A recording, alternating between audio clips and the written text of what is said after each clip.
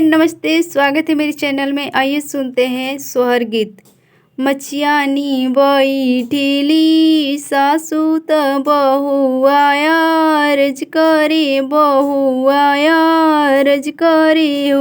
ए सासू तोर बेटा सोवे करवटिया, मुख हो नाही बोले, मुख हो नाही बोले नो हो। ए सासू तोर बेटा सोवे करवटिया, मुख हो नाही बोले, मुख हो नाही बोले नो। चुप रह बहुआ त चुप रह बहुआ नो हो। ए बहुआ यही जमोरत से दुलरुआ बोलाई हम पूछबो, बोलाई हम पूछबो, दुलारी हम पूछबो नो हो। मैया पुतवा बोलाई त जंग बैठाई त जंग बैठाई त।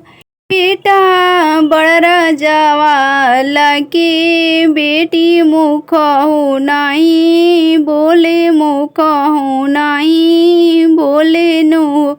ए बेटा बड़ राजावाला के बेटी मुख हो नाही बोले, मुख हो नाही बोले नो।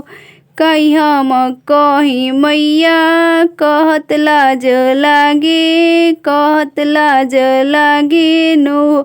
ए मैया सारी रात खाड़ दर वजवा चौकट तर भिंजू चौकट तर बीजू केवड़िया नाही खोले नो। ए मैया सारी रात खाड़ दरा वजवा केवड़िया नाही खोले, केवड़िया नाही खोले नो। मैया ने बहुआ बुलावे बगल बैठावे, बगल बैठावे नो। बहुआ मोर पूता गाया के गाजाधर राध बेनी माधव हो। बहुआ मोर पूता सब के दुलरुआ केवड़िया नाही खोललू, केवड़िया नाही खोललू नो।